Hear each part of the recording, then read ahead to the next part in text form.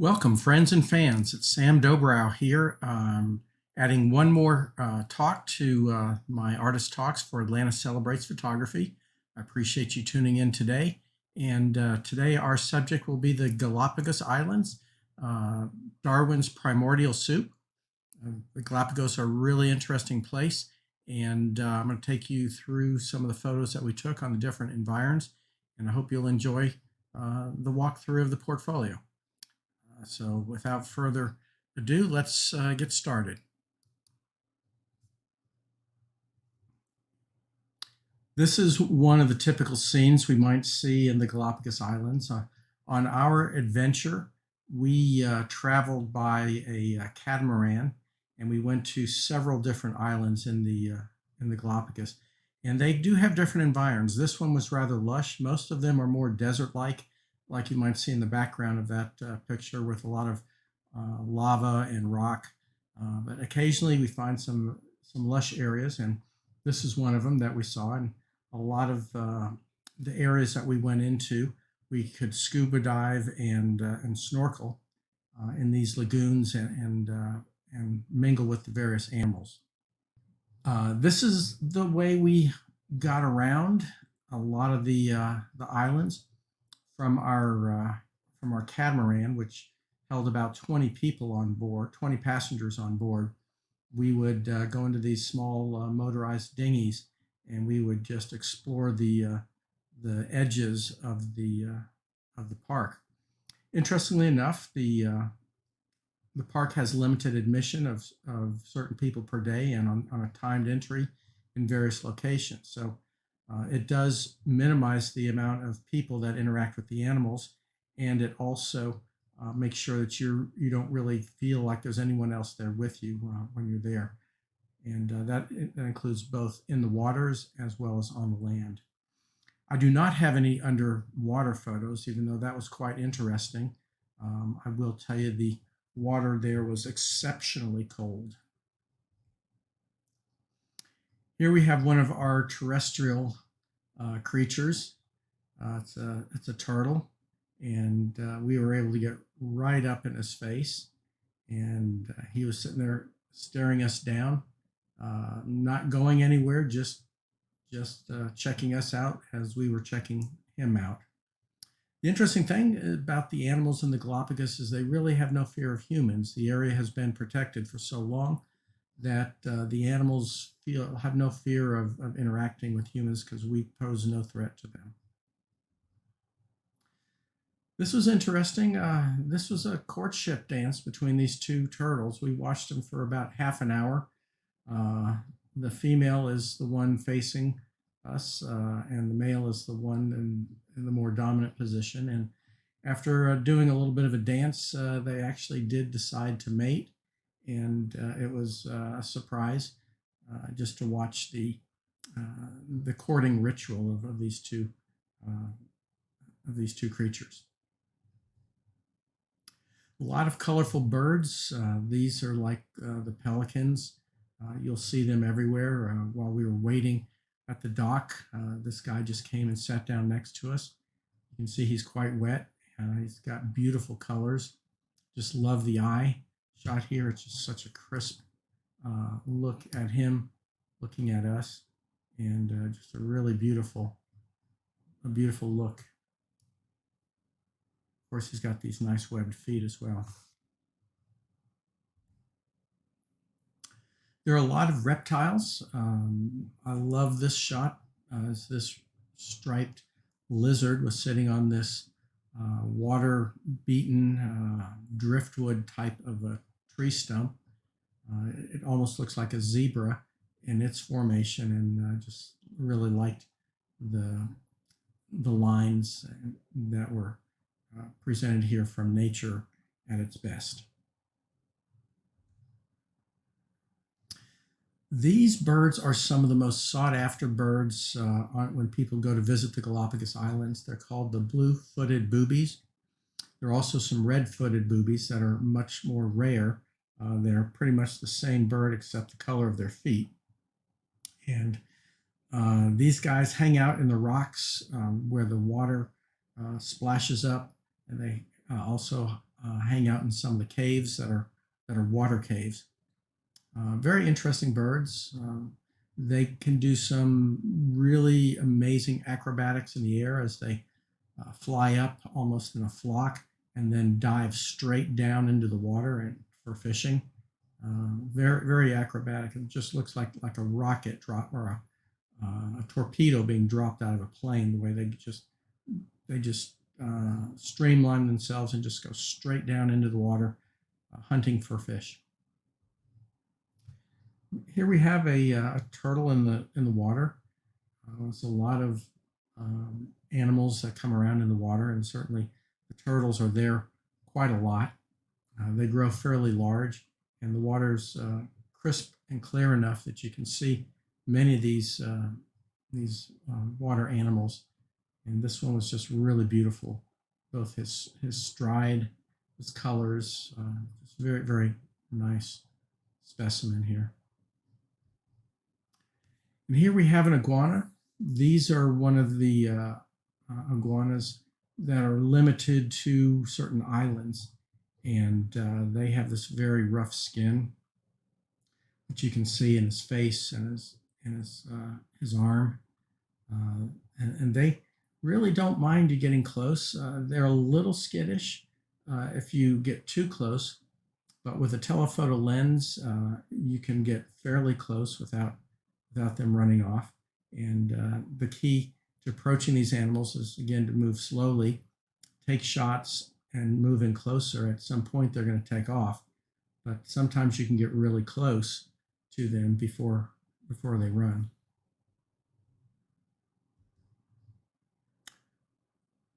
One of the evenings at sunset, we travel past a variety of these small islands, and I thought this was just so symbolic of the Galapagos. You've got these beautiful birds soaring overhead on this outcrop of rocking with just a few shrubs, trees that grow on this little island. And it's not really something that's easy to get to. I don't see too many people going up and climbing on this rock. So it really becomes purely the home of the birds and the reptiles that find their way there. Here's another shot of the coastline. We're a little closer, where you can see the lava in the background and a little bit of the water-based plants in the foreground. These are very difficult waters to navigate. The coral is very sharp, and you can't really bring anything other than a dinghy in there, and the guides really have to know what the water's like, because you can get yourself into a box canyon very easily.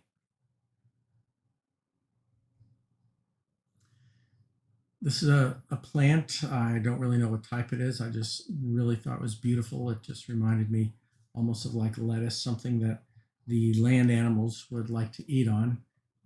Just looks like a very juicy, succulent plant with a lot of color, a lot of shape. And here we get up close to a grasshopper. These guys eat a lot, mostly plants, and you can see them as we have here, as we have found them here on the twigs. And there's an enormous amount of detail in these guys. So you can really get a bit of a look at the head structures and some of the leg structures here. Very interesting.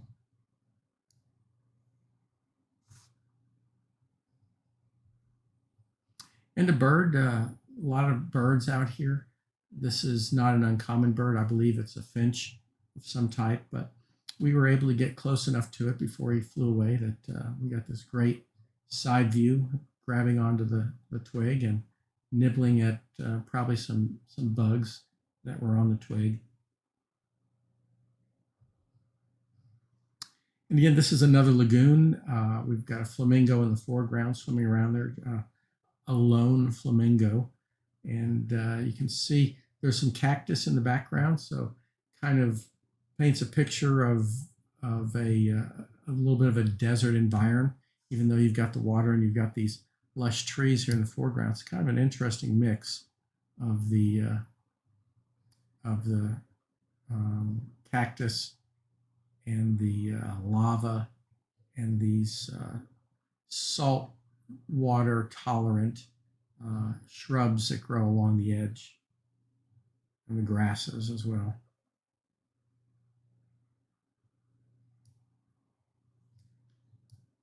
Of course, we've got our flamingo here. These guys are fairly common around the Galapagos. We didn't see a lot of large populations, but we would see a few of them here and there, normally in the calmer waters. This was a little bit windy for this day, with the waters not being that calm.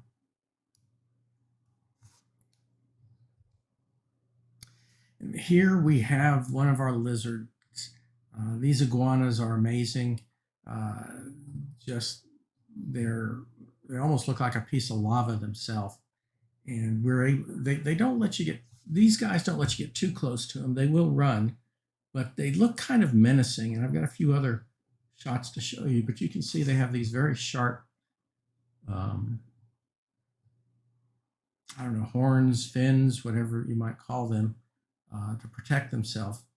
And just, it's unusual to see them with their mouth open like this. This was kind of interesting that we would actually get a shot this close of this guy with his mouth open. And again, really a lot of interest in the eye structure here. You can see it almost looks like rock around his eye.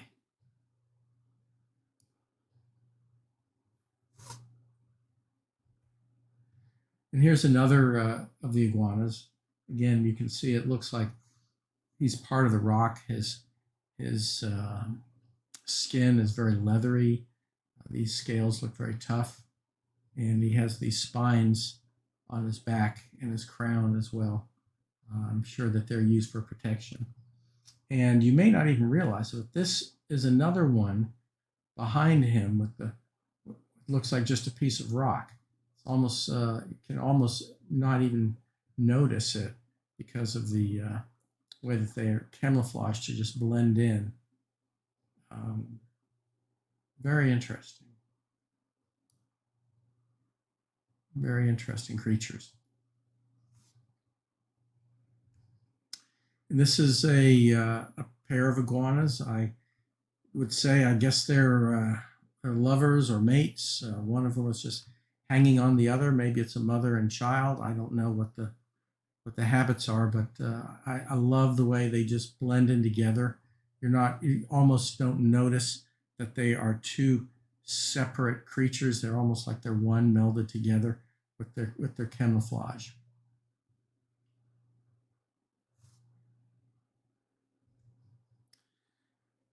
And this was kind of like something out of a horror movie. You know, you're walking by this ledge, and all of a sudden, all of these kind of creatures are popping their head up and they're looking at you. And they're not really moving; they're just looking and watching, like something you'd expect, like zombies in a nightmare. And it's kind of eerie when you're that close, and they're looking at you with as much curiosity as we are looking at them. And another idea of how the iguanas hang out on the rocks. I mean, they definitely hang out in a herd, and they're all over these rocks. And I mean, this is just a sample. You can go and find places where they're just, like, as far as the eye can see, just covering everything. And they live in the water and on the rocks. They're amphibious, so I guess that would be indicative that they live in both land and water. Now we have the sea lions. These guys are the most playful creatures, and they're big too. They're very big in size. It's really amazing just how big they are and how playful they are. They'll, you know, you're not really supposed to interact with them, but they will interact with you if you give them a chance. This is a little young sea lion. He was sitting here at the edge. I'll tell you that I did do some snorkeling in and around these rocks, and these guys are like little rocket ships. I mean, you don't even know they're there, and all of a sudden something shoots by you like a rocket, and you just see a flash, and they've just zipped by you. And these little guys can zoom and zip around these rocks, uh, just like um, just like they're on a roller coaster, and you're just a big floating blob in the middle of their little circus. Scared the heck out of me because I didn't know where it came from or where it went. It just like it was so close and so fast from out of nowhere. And this is a really young sea lion. He's just a little baby and so cute, you know, just like children and babies of just about any species. They're so cute when they're young like that. And as you can see, this one has no fear. Humans are not a threat to these guys. The sharks are, and we saw a terrible attack by bull sharks that just shredded up a whole bunch of these little babies while we were there, and kind of scared us when we realized that we were swimming in the same waters where these bull sharks came by and just made a terrible mess of these little babies. And here's a little bit more, an older one. This guy's probably a couple of years older. He's a little larger, and he's just sitting there sunning himself on the rocks. At this age, they're still very playful, but they're mellowing out a little bit. And here we have just a really, really young baby. This guy was playing around with his mother, and there were little cracks and crevices, and his mother was trying to signal him to cross the crevice, and he didn't want to do it. And then she turns her head, and he tries to cross, and he falls down into the ditch. And he had his big brother looking behind him, and everyone panicked as the mother reached her head down there and flipped him out. And this is kind of the picture he has after he got rescued from nearly getting lost in the crevice of the rocks. And that's the crevice right there where he fell down, where she's coaxing him a little bit. And he just decided to take a dive into the back crack over there instead of crossing over.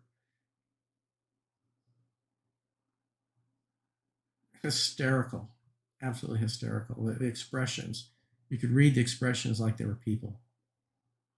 And this guy, well, he's not afraid of us. You know, we were anchored out, and this is the back of our catamaran. And this guy just climbed up the ladder and laid down here on the snorkel deck, and he wasn't about to go anywhere. He'd look up when we came with a camera, but eventually the hands that on the helpers on the boat, the crew came and shoved him off before we left. But he was out here for probably close to an hour, just sunbathing on the back of our ship. And here we have a little bit more of like early life as it takes over the very new land. The Galapagos are not that old. They're volcanic, and they haven't really been weathered down with a lot of soil on them. So every now and then you'll find areas where new early stage plants are forming, and these cactus managed to found an area where the organic material accumulated, and they could set some roots. Here's another view of the landscape. It's kind of a barren landscape, but it is very intriguing with all the wildlife that's out there. These birds follow the boats around. They're called frigate birds. They have a huge wingspan, and they can fly for days on the trade winds. And when we would be going from one island to the next, they would catch the wake of the air, and they would just ride the airwave behind the boat with the boat as we drove and pushed air up into the air. They would just hover over it and just glide along with us. Very interesting birds, and they're big. Since they're so big, they're amazing to look at. That's probably a good 2, 3. It's probably close to a 3-foot wingspan there. And here we have a picture inside one of the caves. We have one of the bluefoot boobies and what I believe is a dove down there in the nest watching her eggs. And I just thought this was really nice with the way the light came in, lit these two birds up in this cave through just a hole up in the rock.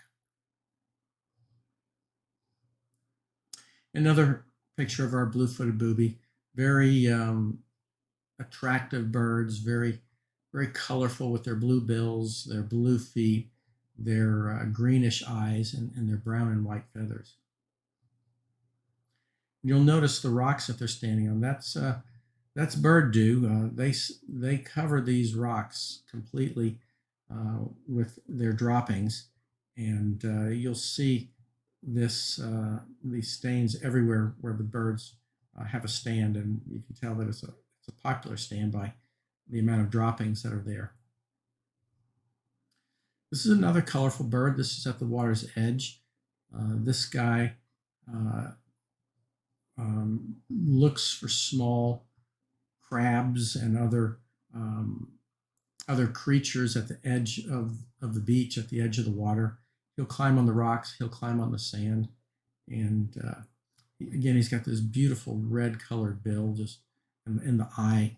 The red around the eye is quite amazing as well. This is just a super brilliant color of these birds. Very, very interesting. See if this thing will load up. Now we don't have a full load on this image. There we go. You can see the eye. Beautiful, beautiful eye. Yellow eye, red around it. Red bill. Orange feet.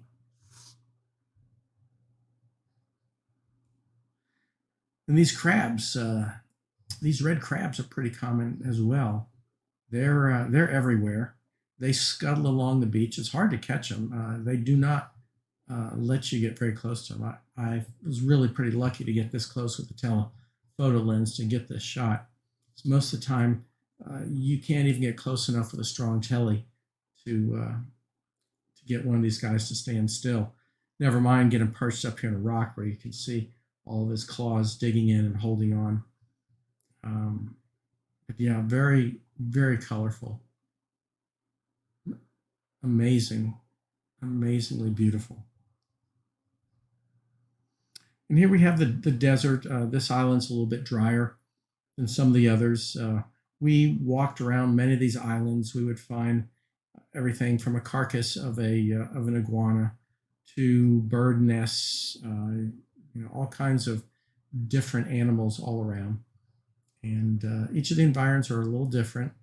Some of them are quite more difficult to traverse than others, and you need really good shoes because it's like walking on broken glass when you're out here. You need good rubber shoes for a good grip, and you definitely don't want to fall down.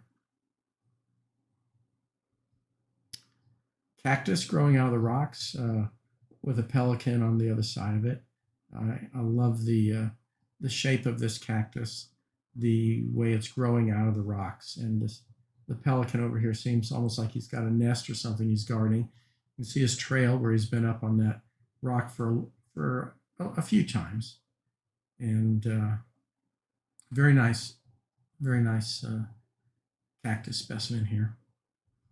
Another beautiful cactus specimen growing down towards the water. This is the area that we saw the shark attacks. A lot of those sea lions were playing out there. A lot of them were babies, and we had one of them that was just sitting barely above the water on a rock, and out of nowhere this giant bull shark comes and grabs him while he's playing with his two buddies. They're playing like tag, and this guy grabs him, he bites into him, and then he spits him out in the water to let the blood flow around and attract other sharks out to the area. And he was out there, just suffering and as the shark swam around and bit him and played with him, until he finally just uh, cut him in half and ate him. And everyone that saw it was just so tragically um, upset because they're so cute. And the our guide told us that these bull sharks are not native, that they were there during our visit, and that the park rangers look to shoot them if they see them. They'll take out a 22 rifle and shoot them because they're very aggressive, they're very dangerous, and they'll definitely attack humans. And we were just thinking, gee, we've spent the past 3 or 4 days swimming in waters just like this to see this kind of a bloody massacre, realizing that you're never really safe when you're in the water. And this is kind of a statement. That's me with my hat on, taking a picture of my shadow and the rocks.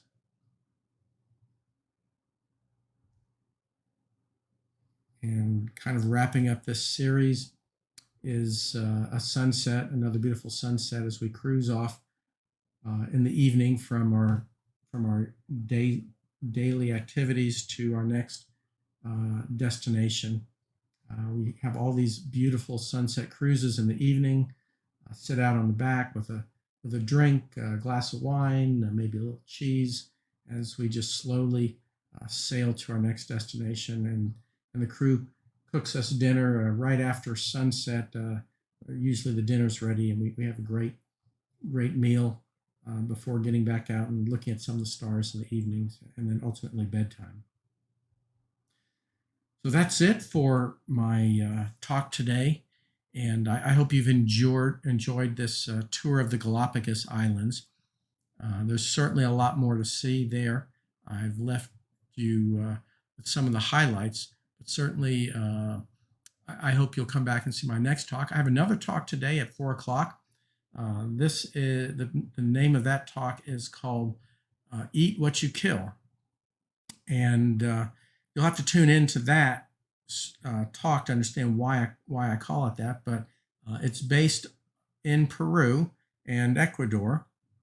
Actually, I believe that most of that talk is in Ecuador, and it's a very interesting cultural group of photographs I think you'll enjoy. Black and white photography. A lot of the indigenous people are in those photographs. So please tune in today at 4. Go to my YouTube channel, youtube.com/Sam Dobrow, and you'll see the upcoming talks. Just click and wait, and I will tune in, and you will have another great adventure to another very interesting land with very interesting people. Again, have a great day, have a great week, and we'll see you on the next round.